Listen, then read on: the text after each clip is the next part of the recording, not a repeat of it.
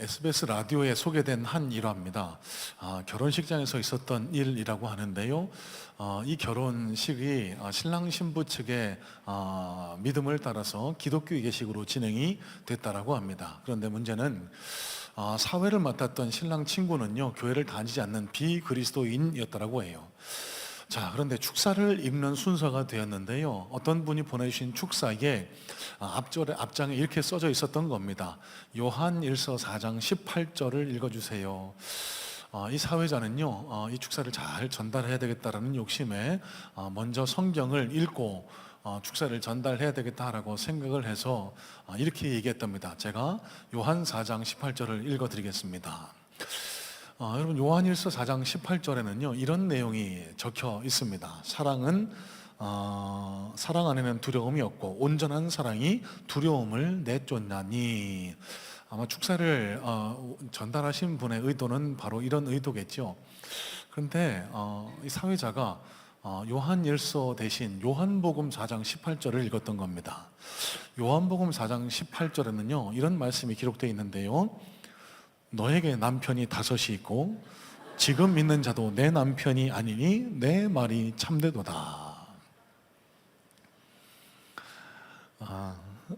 저는 이 이야기를 접하고 한참을 웃었던 기억이 있습니다.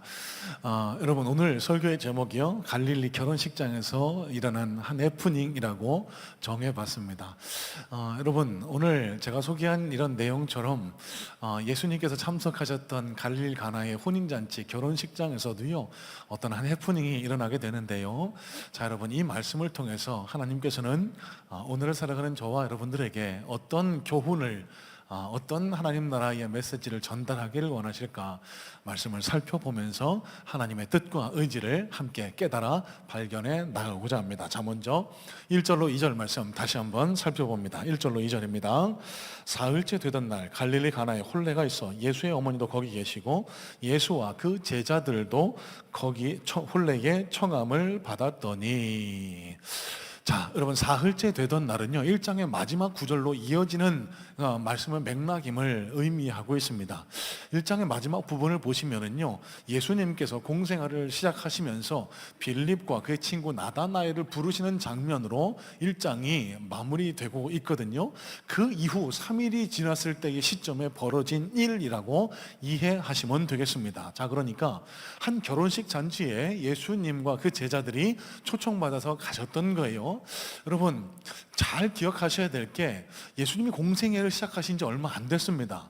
성경학자들에 따르면요 이 혼례식 당시에 예수님 곁에 있었던 제자들은 약 한 5명에 지나지 않았을 것이다. 우리가 흔히 아는 것처럼 12명이나 데리고 민폐하객처럼요 가서 막 뷔페 먹고 부주는 얼마 안 하고 이게 아니었다라는 거예요. 자, 갈릴리 가나는요 나사렛에서 북쪽으로 약 한 12km 정도 떨어진 지역에 위치한 장소였습니다. 그 지역에서 결혼잔치가 있었는데요 1절 말씀을 보시면 예수의 어머니도 거기 있더라라는 구절이 기록이 됩니다. 자, 여러분, 이 구절을 통해서 거기 계셨더니라는 이 구절에 비동사, 그러니까 n이라는 단어가 사용이 되거든요. 헬라어의 be를 뜻하는, 거기 계셨다라는 상태를 뜻하는 그런 동사인데요 이 단어가 미완료형으로 쓰였습니다. 그러니까 헬라 원어의 미완료형은요 지속되는 행위를 가리키거든요.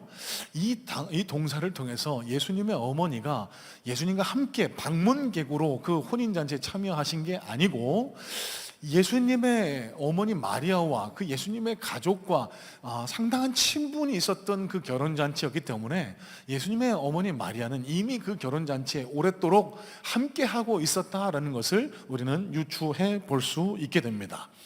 여러분, 이 당시 유대인들의 결혼잔치는요 한 일주일간 이어졌다라고 하는데요 지금처럼 막 한 30분 딱 해치우고 끝나는 잔치가 아니고 신랑 신부와 함께 먹고 마시고 즐기고 춤추고 하면서 오랫동안 약 일주일 동안 이어졌던 잔치였다라고 합니다.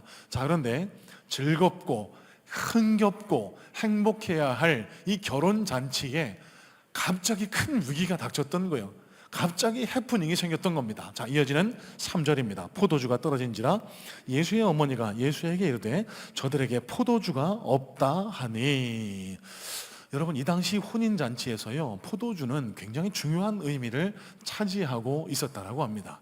흔히 여러분, 포도주를요, 결혼식의 흥을 돋구는 어떤 주류라고 이렇게 치부하실 수 있는데, 그게 아니고 이 팔레스타인 지역에는 물이 귀했습니다. 그래서 이 포도주를 물 대신 음용하는 음료수로 사용했다라고 하는데, 여러분, 일주일 동안 먹고 마셔야 할 잔치에서 물이 떨어졌다라고 한번 생각해 보세요. 큰일 났죠? 이 잔치가 중단될 위기에 처한 겁니다.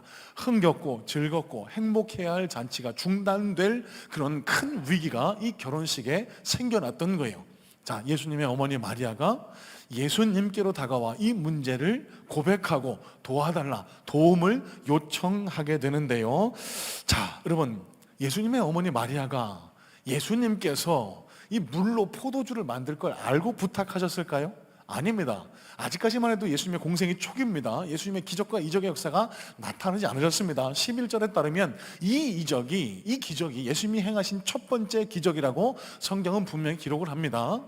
아마 마리아는요, 남편 요셉이 사망한 이후에 이 가장 역할을 하고 있던, 맏아들 역할을 하고 있던 예수님에게 무슨 형태로든지 좀 도움을 달라고 어려움을 토로하면서 도움을 요청했던 것 같습니다. 자, 그런데 이 어머니 마리아의 요청 앞에 반응하시는 예수님의 반응이 굉장히 의외입니다. 뜻밖입니다. 자, 4절인데요, 예수께서 이르시되 여자여 나와 무슨 상관이 있나이까? 내 때가 아직 이르지 아니하였나이다.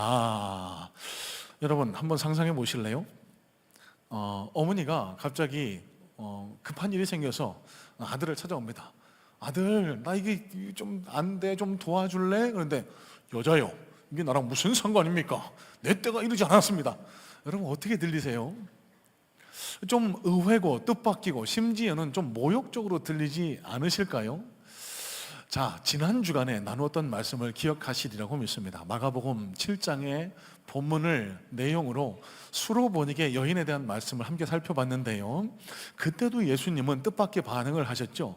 딸의 질병의 문제를 갖고 예수님 앞에 찾아온 여인에게 야, 이 개 같은 여자야, 네가 나랑 무슨 상관이 있느냐, 이래서 오니 저게 무슨 소리야? 물론 그 오해는 해소를 했지만 그런 맥락과 비슷한 거예요. 어머니가 도움을 요청을 했는데 여자요, 나랑 무슨 상관이 있습니까? 당신이 알아서 하세요. 어떻게 보면은 야, 예수님 네 가지가 조금 없으시네. 아, 이게 도대체 예수님하고는 좀 어울리지 않는 말씀 아니야? 이렇게 생각하실 수가 있습니다. 자, 여러분, 먼저 예수님의 이 호칭, 여자야라는 호칭에 대한 오해부터 먼저 좀 걷어내고 말씀을 이어갔으면 좋겠어요. 여자여라는 호칭은요, 귀네라는 헬라 원어를 사용했는데요, 이 귀네라는 호칭은요, 우리가 흔히 얘기하듯이 이 여자 저 여자 할 때 쌍욕 같은 그런 의미에서 사용한 게 아니고 오히려 존칭입니다. 그 당시 귀부인이나 황족을 지칭할 때 사용하던 그런 단어가 귀네였고요.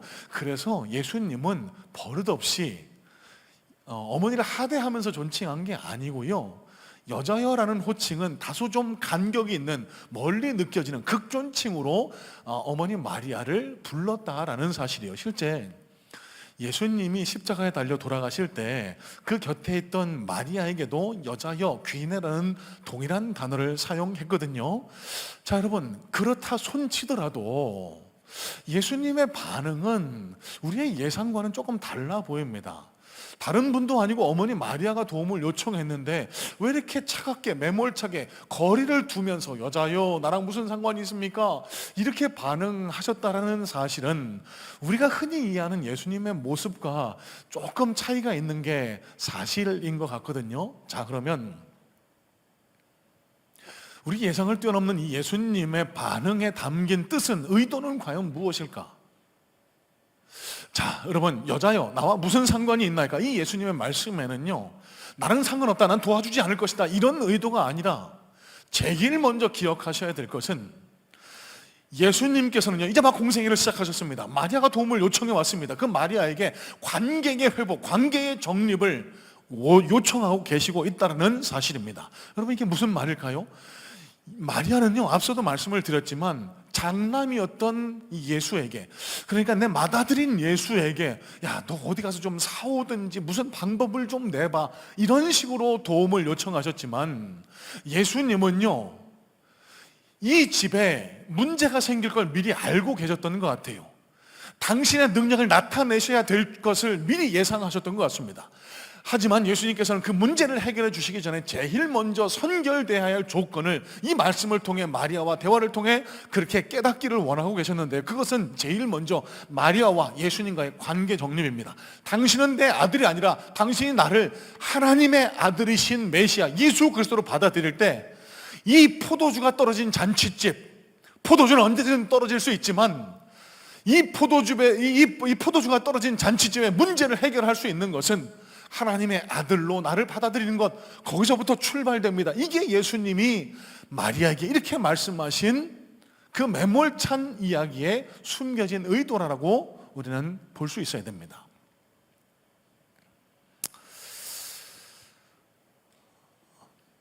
여러분, 마가복음 7장 언급을 다시 합니다. 지난주에 나눴던 말씀인데요, 왜 예수님은 자신의 딸의 문제를 가지고 찾아온 여인에게 이 개 같은 여인아, 주인이 먼저 먹어야 된다, 왜 이런 충격적인 말씀을 하셨을까요? 예수님도 이 수로보니게 여인에게 일깨워 주기를 원하셨던 거예요. 예수님과의 관계가 먼저 정립이 되어야만이, 나는 너희들이 흔히 만날 수 있는 동네 의원도 아니고 무슨 박술사, 마술사도 아니고 내 인생의 근본적인 문제를 해결해 줄 하나님의 아들 메시아 그리스도다라는 사실을, 그 충격적인 그 대화를 통해 깨닫기를 원하셨던 겁니다. 똑같은 방법입니다. 여자여 라고 부르셨던 예수님의 말씀에 담겨진 의도는, 나를 당신의 아들로만 생각하지 마시고 하나님의 아들로, 구세주로, 메시아로 받아들여야만 이 잔치집에 생겨난 문제를 해결할 수 있습니다, 이렇게 말씀하셨던 거예요. 자, 여러분, 이어서 예수님 말씀하시죠. 나와 무슨 상관이 있습니까? 여러분, 이 말씀도 가만히 잘 생각해 보실 수 있어야 합니다. 이 집에서 벌어진 문제가 나랑 무슨 상관이 있습니까? 이렇게 말씀하신 게 아니에요. 영어 성경 NKJV를 찾아보니까요, 이렇게 번역을 합니다. What does your concern have to do with me? 당신의 concern, 문제가 나와 무슨 상관이 있습니까? 여러분, 풀어서 해석해 보면은요, 당신의 문제를 갖고 나를 찾아왔는데, 그러면 나를 어떤 존재로 받아들이기에 그 문제를 갖고 나에게 해결을 원하십니까? 당신은 나를 미신적인 존재로, 이 문제 해결만 해주면 되는 그런 존재로 받아들이십니까? 아니면 인생의 모든 갈증을 해결해줄 인생의 메시아 구세주로 나를 받아들이고 계십니까? 예수님은 그거를 마리아에게 물어보고 요청하고 계시고 있다는 말씀입니다. 여러분, 마리아의 관심은 포도주였지만 예수님의 관심은 마리아와의 관계였습니다. 자, 여러분, 이 말씀을 우리의 신앙에 한번 적용해 보기를 원합니다. 여러분, 우리 인생도 잔치집 같아야 되지 않을까요?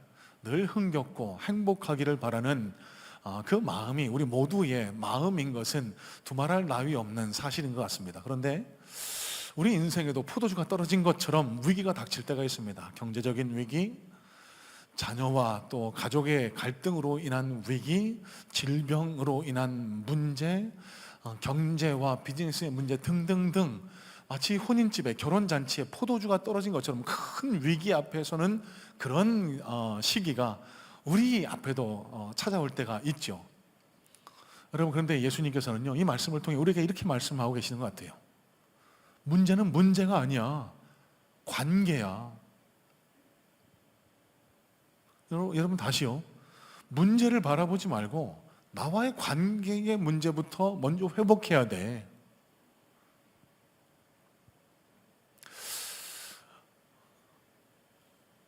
여러분, 이런 이야기 들어보셨을 겁니다. 인생의 문제는 하나님을 만나면 해결되고, 신앙의 문제는 좋은 교회를 만나면 해결된다고요. 누구나 교회를 찾을 때는 인생의 문제를 해결받기 위해서, 그래서 수고하고 무거운 짐진 자들아 다 내게로 오라, 내가 너희를 쉬게 하리라. 교회 가면 하나님 믿으면 모든 문제가 해결되겠구나. 그런데 실상은요, 그렇지가 않습니다. 인생의 문제는 계속 거듭 반복되는 것 같고, 신앙생활을 오래 하지만 그래도 또 내 문제는 해결 안 되는 것 같아서 너무 힘들고 지치고 신앙의 재미와 흥미를 잃어버리고 하나님께 대한 그런 믿음도 포기하고 철회하는 경우가 생기기도 하는 것 같아요. 여러분, 잘 들으시기 바랍니다. 하나님께 택함 받은 하늘 백성인 그리스도인의 삶의 문제는요, 어디서부터 해결받을 수 있을까? 예수님과의 관계 회복이 제일 먼저 우선되어야 합니다. 생명의 떡으로 영원히 목마르지 아니할 말씀으로 우리에게 찾아오신 예수님과의 관계가 회복될 때 우리 신앙의 문제, 예전에는 교회에 성전문을 들어설 때만 해도 가슴이 울렁거리고 찬송 소리에 눈물이 떨어지고 말씀에 마음이 움직이던 때가 나에게 분명히 있었는데, 이제는 예배 자리에 찾아나와도 아무런 감동도 없고 마음의 동요도 없는 그런 신앙의 석고화. 왜 신앙의 즐거움을 느끼지 못할까? 왜 신앙의 기쁨과 즐거움을 느끼지 못할까? 예수님과의 관계에서 찾아보실 수 있어야 돼요. 문제 해결만을 바라고 예수님을 찾는 그런 신앙의 자세로는 우리 인생의 근본적인 문제가 해결될 수 없다는 사실을, 그 아주 중요한 진리를 예수님은 이 말씀을 통해서 우리에게 다시 한번 깨닫기를 요청하고 계시는 겁니다. 자, 이어지는 말씀도 살펴볼까요? 5절로 7절 말씀입니다. 그의 어머니가 하인들에게 이르되 너에게 무슨 말씀을 하시든지 그대로 하라 하니라. 거기에 유대인의 정결 예식에 따라 두세 통 들은 도랑이 6이 놓였는지라. 예수께서 그들에게 이르시되 항아리에 물을 채우라 하신즉 아귀까지 채우니. 자, 여러분, 자, 그러면 예수님과의 관계가 문제였다면 그걸 어떻게 해결해야 될까? 이것에 대해서 오늘 본문을 통해 우리는 또 깨닫게 됩니다.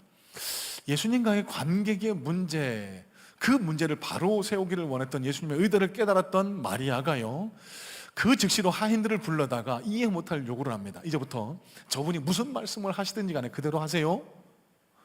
순종하라는 거였죠. 자, 예수님의 요구는 더 황당합니다. 저 집안에 있는 항아리에다가 가져다가 거기에 물을 가득 채우라는 거예요.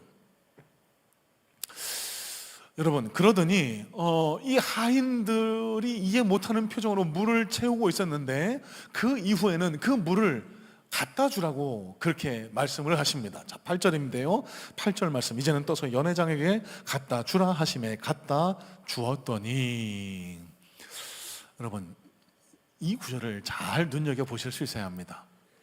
예수님이 뭐라고 말씀하셨죠? 자, 이 물이 포도주가 됐으니 갖다 주라, 이렇게 말씀 안 하세요. 이 물을 마시는 순간 내가 그들의 감각기관을 마비시켜서 포도주처럼 느끼게 할 테니 그냥 내 말대로 해, 이렇게 말씀도 안 하셨어요. 갖다 주라라고만 하셨습니다. 여러분, 여러분이 하인이 되셨다라고 한번 가정해 놓고 한번 이 말씀을 다시 해석해 보시기를 바래요. 여러분 같으면 하시겠습니까? 에이, 뭐 말도 안 되는 짓거리야. 아니, 포도주가 떨어졌는데 무슨 물을 갖다 부라고 해놓고 뭘 갖다가 또 주라고 그래. 아니, 이런 엉터리 같은 짓거리에 나는 도저히 참여할 수가 없어.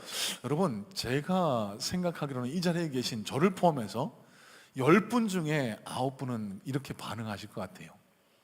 그런데 마리아의 권면을 들었던 하인들은 예수님이 무슨 말씀을 하시든지 간에 그대로 했습니다. 그 결과가 어떻게 되죠? 놀라운 일이 벌어지죠.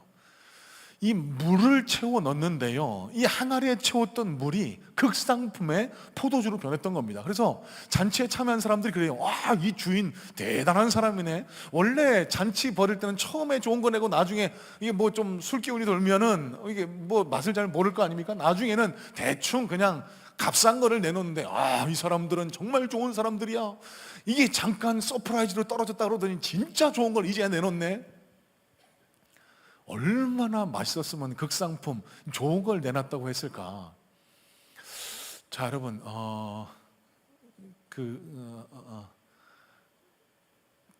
우려가 들어 기우겠지만 여러분 이렇게 생각하실까 봐 한 말씀 드리고 넘어갑니다.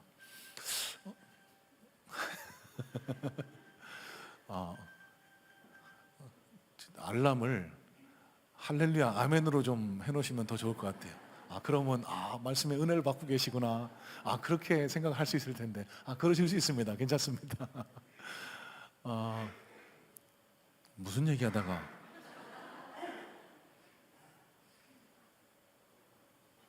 진짜로 무슨 얘기하다가 우려, 기후. 예, 네. 예수님께서 물로 포도주를 만드셔서 마시게 했으니까, 야, 오늘 예배 마치고 집에 가서 이 좋은 와인 한 잔 꺼내서 한 잔 마셔도 되겠구나. 오늘 이 예배 마치고 등산 가려고 그러는데 등산 마치고 와서 코리안 와인 막걸리를 한 잔 쭉 들이켜도 아무 상관이 없겠구나. 여러분, 그렇게 생각하시면 안 되고요.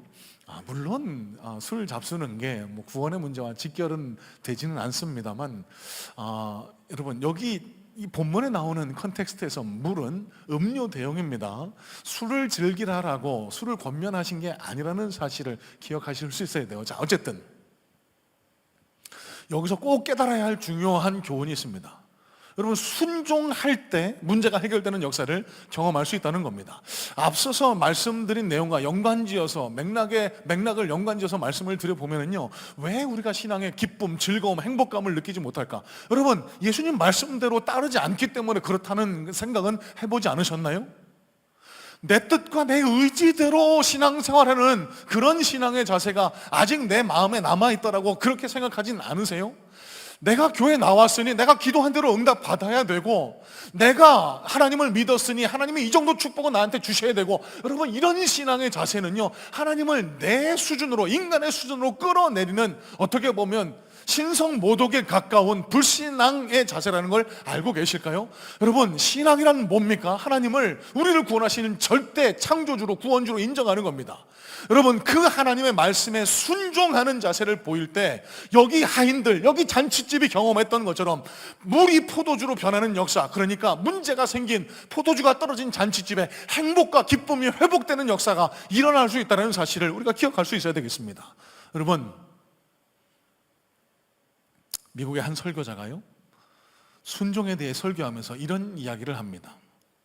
만약 주님께서 저대로 돌담을 뛰어넘어야 한다고 말씀하신다면 저는 그대로 순종할 것입니다. 뛰는 것은 제가 할 일이고 넘게 해주시는 것은 하나님께 속한 일이기 때문입니다. 여러분, 오늘 본문에 예수님께서 하인들에게 물을 채웠으니 그 물로 포도주를 만들라라고 하지 않으세요. 물로 포도주 만드는 것은 내가 할 테니 너희는 내가 원하는 대로 항아리에 물을 채우고 그걸 연회장에 갖다 주라라고 요청하셨던 겁니다. 그 말씀에 순종했을 때 그 잔치집에 기쁨이 회복되는 역사가 일어났다는 사실을 기억하실 수 있어야 돼요. 여러분, 순종이 뭐라고 생각하세요? 순종의 뜻은요, 하나님의 명령과 그 뜻을 따르며 우리 자신을 하나님 통치에 맡기는 것. 다시 말씀드립니다. 하나님의 명령과 그 뜻을 따르며 하나님의 통치에 우리 자신을 내어 맡기는 것, 이걸 가리켜 순종이라고 합니다. 그런데 이 땅에 많은 그리스도인들이 겪는 시행착오가, 잘못된 신앙의 모습이 바로 여기에 있는 겁니다. 내 생각, 내 뜻 그대로 가지고 있으면서 그저 주일날만 잠시 교회에 나와서 예수 믿는 척하는 거예요. 하나님 말씀에 내 자신의 삶과 뜻을, 내 삶의 통치권을 내어 맡기는 그런 순종의 모습은 요만큼도 보이지 않는 게, 신앙생활을 오래 했으면서도 기도 응답의 역사 하나 경험 못하는 가장 중요하고 결정적인 이유가 된다는 사실을 여러분 아실까요? 오랫동안 신앙생활 했는데 왜 누구는 질병도 치유받고 문제도 해결받고 예배 나올 때마다 하나님의 은혜도 경험하고 놀라운 역사도 경험하는데, 왜 나는 20년 30년 교회를 다녔는데도 아무것 하나 경험을 하지 못할까? 여러분, 문제가 뭔지 아세요? 순종. 하나님의 말씀에, 하나님의 뜻과 의지에 내 삶을 내어 맡기는 그런 순종의 모습이 내 삶에, 내 신앙에 보이고 있느냐 그렇지 않느냐를 먼저 점검해 보시라는 겁니다.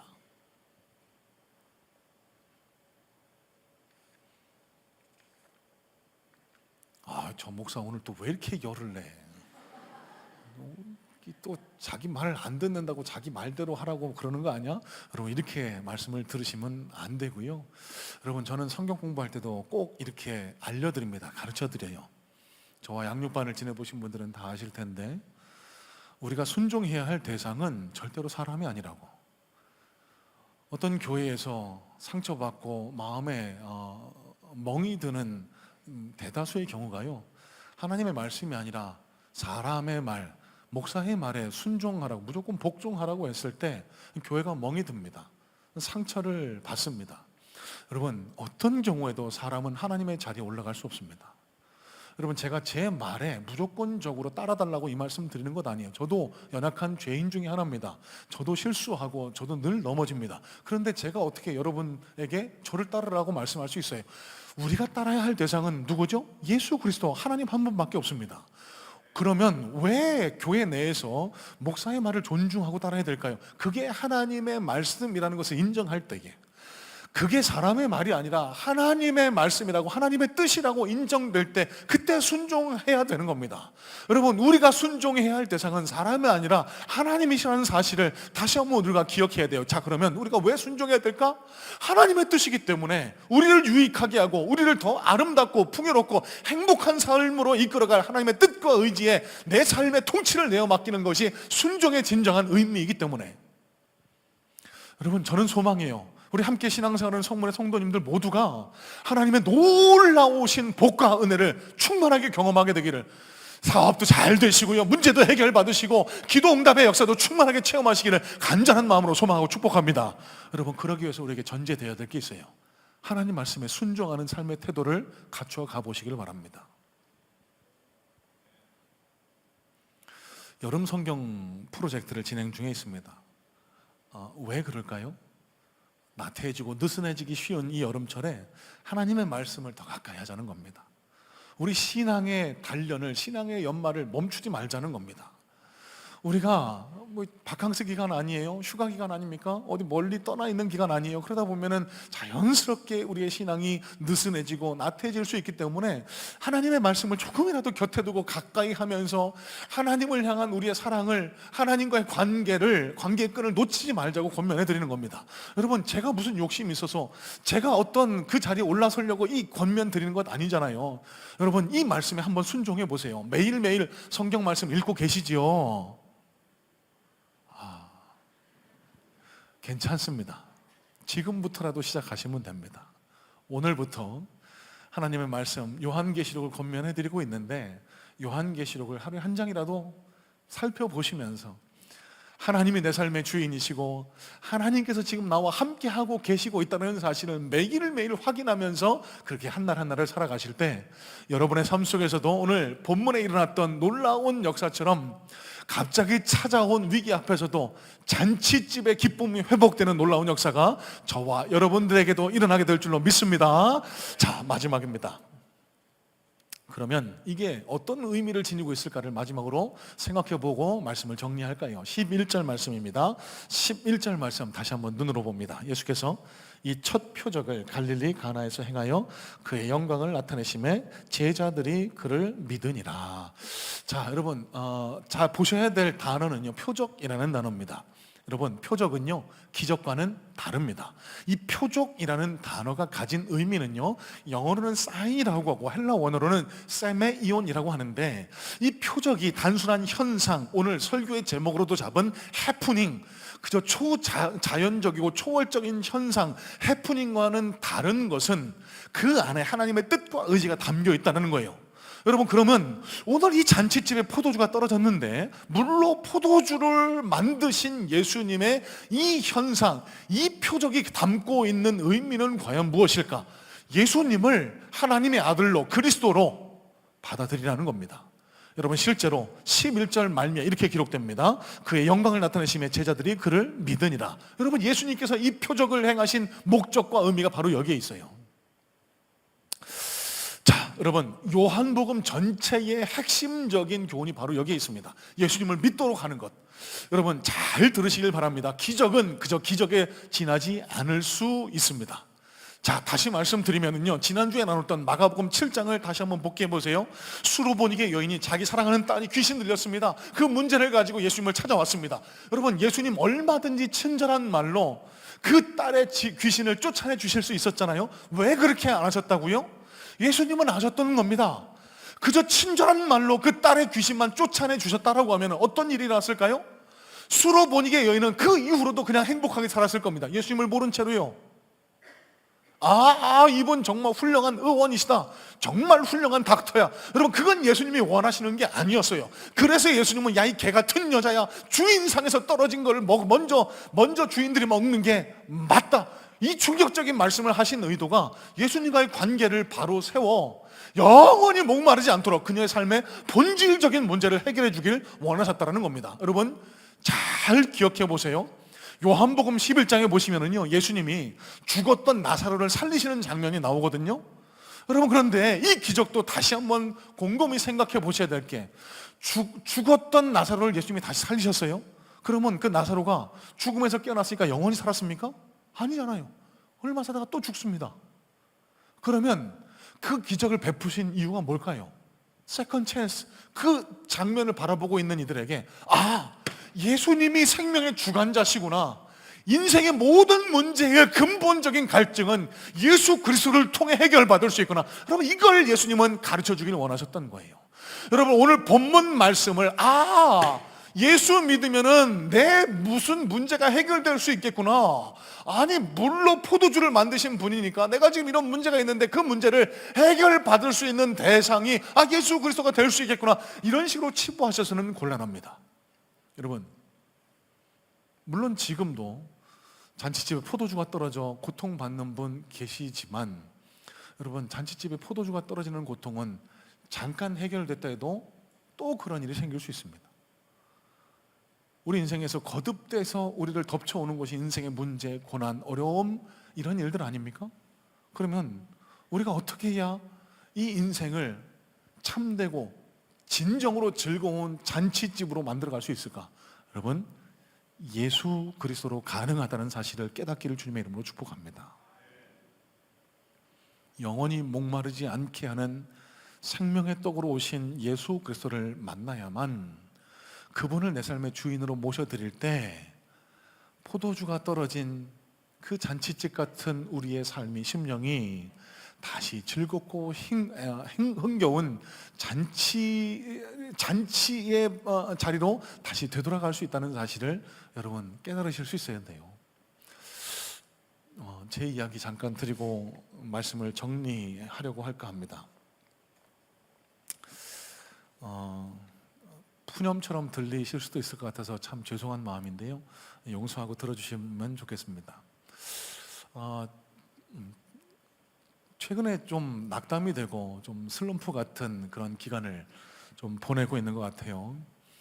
책상에 앉아 설교 준비를 하려고 해도 잘 되지도 않고, 힘은 나지도 않고,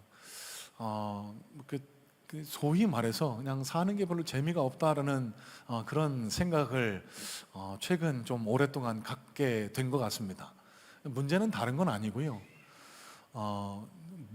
제가 목사 아닙니까? 목회가 제 삶의 목적이고 의미인데 이게 뜻대로 잘 풀리지가 않는 것 같아요. 이 코로나를 지나면서요, 이 성도님들의 이 모습이, 이 반응이 예전 같지 않다는 생각을 한 지가 좀 오래됐습니다. 여러분, 주일을 준비하기 위해서 저는 일주일 내내 말씀과 씨름하고 뒹굽니다. 그러면 뭐 잘했든 잘못했든지 간에 정성껏 준비한 그 말씀을 전달할 때 성도님들이 잘 받아드시면, 은혜 받으시면 저는 참 즐겁고 기뻐요. 그게 제 진짜 삶의 행복이고 즐거움입니다. 그런데 이렇게 말씀드려 죄송합니다. 코로나 전에는요, 이 설교자가 느끼는 겁니다. 이 설교하고 나면은 이 막 받아드시는 게 느껴졌거든요. 근데 이 3년이 넘는 코로나 기간을 지난 이후에 우리 성도님들의 마음이 많이 딱딱해져 있다. 이 코로나가 끝난 지 2년 가까이 되는데도 예전에 그 뜨거웠던 마음은 잘 돌아오지 않는 것 같다는 그런 인상을 지우기가 어렵습니다. 이 말씀을 좀 전해도 예전처럼 막 기대하는 마음으로 환한 얼굴로 받으시는 게 아니라 지금처럼 심각하게, 빨리 안 끝내? 내가 떡볶이 먹어야 돼. 설교자는 알거든요. 말씀이 잘 전달이 되고 있는지, 흡수가 되고 있는지. 예전만큼 그렇지 않다라는 생각에 제 자신을 자책하기도 하고, 좀 제가 준비가 부족한가, 내 능력이 참 안 되나, 부족한가, 이런 생각에 자꾸만 마음이 침울하고, 이 설교 준비할 때 힘이 들고 좀 힘도 나지 않고 그런 시간들을 좀 보내왔던 게 사실입니다. 그러면서 이런 생각까지 했어요.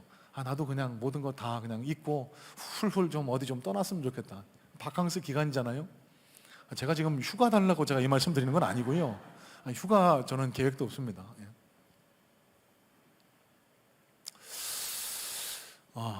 어느 날처럼 말씀을 준비하면서 요한계시록 읽고 또 다른 성경도 보고 시느라 시책도 보고 또 여름 동안 읽어야겠다 작정하고 구입한 책을 읽는 가운데 갑자기 제 안에 찾아온 묵상입니다. 고백입니다. 내가 왜 지금 이렇게 낙담하고 힘들어하고 있지? 제 문제의 근원을 제가 깨닫게 된 거예요. 발견하게 된 거예요. 저는요, 사람들의 인정과 칭찬을 목말라 하고 있었던 것 같습니다. 설교 잘하는 목사가 되고 싶고, 그래서 제가 설교할 때 사람들이 막 울고 웃고 막 눈물 흘리고 그런 반응을 봐야겠다는 인간적인 욕심이 제 마음을 가득 채우고 있고, 그러다 보니까 그 욕심을 채우지 못할 때 마음이 공허하고 갈증을 느끼고 행복하지 않다, 슬럼프가 찾아오고 낙담하고 이런 모습이 제 모습이 아닌가라는 그런 깨달음을 갖게 됐어요. 그러면서 제 입에서 툭 터져나왔던 고백입니다. 예수님, 저 이거 하다 죽을래요. 여러분, 이게 무슨 고백인 줄 아세요? 제가 인정받으려고 목사 된 거 아니거든요. 물론 목사도 직업이긴 합니다만 제가 목사가 된 가장 결정적인 이유는 예수님과 가장 가깝게 그렇게 삶을 살고 싶어서 세상 것 다 버리고 목사가 됐는데, 어느덧 제 삶의 목표는 예수님이 아니고요, 세상 것이 되어 있는 거예요. 사람들의 인정과 칭찬이 되어 있는 겁니다. 훌륭한 목사로, 설교 잘하는 목사로, 부흥시키는 목사로 그런 사람들의 인정과 칭찬에 목말라서 그게 뜻대로 되지 않으니까 목말라하고 마치 포도주가 떨어진 잔치집처럼 마음이 낙담되고 힘들어하고 제 문제의 근원을 찾았습니다. 예수님을 제 마음의 삶의 중심에 모셔드리니까요, 여러분 행복해요. 나 이거 하다 죽을래. 말씀을 보고 이 설교 준비가 잘 되든지 그렇지 않다든지 주님이 명령하신 대로 말씀을 통해 주님과 가까이 하고 그 말씀으로 주님께서 맡겨주신 영혼들을 먹이고 그들을 주께로 인도하는 그 일, 별로 사람들이 보기에 인정 못 받고 의미 없는 일이라고 할지라도 이 일이 다시 새로운 의미로 제게 찾아오고, 제가 지금 하고 있는 이 모든 일들이 너무너무 행복하게 감사하게 느껴지는 거예요. 제 마음속에 새로운 행복감이 찾아오게 됩니다. 언제요? 예수님과의 관계가 바로 세워져 그 갈증이 채워졌을 때. 여러분, 저는 소망합니다. 여러분 지금 무엇 때문에 목말라 하시는지, 무엇 때문에 고민하시는지 모르겠습니다. 하지만 여러분, 제가 드릴 수 있는 것은 딱 이거 한 가지입니다. 여러분, 그 갈증은 언제든 다시 찾아옵니다. 하지만 우리를 영원히 목마르지 않게 할 수 있는 유일한 해답은 우리의 영원한 생명수 대신 예수 그리스도와 올바른 관계를 맺고 그분과 함께 동행하는 것. 여러분, 이 예배에 참석하신 모든 성문의 성도님들에게 이런 놀라운 복과 은혜가 주어질 수 있게 되기를 주님의 이름으로 소망하고 축복합니다. 여러분 삶의 근본적인 갈증과 문제를 예수 그리스도를 통해 해결하시고 그 예수님과 손붙들과 가까이 동행하심으로써 여러분, 제가 경험했던 이 놀라운 행복감, 이 충만함, 여러분들의 것이 되기를, 날마다 여러분들과 함께 하게 되기를 주님의 이름으로 간절히 소망하고 축복합니다. 기도하겠습니다.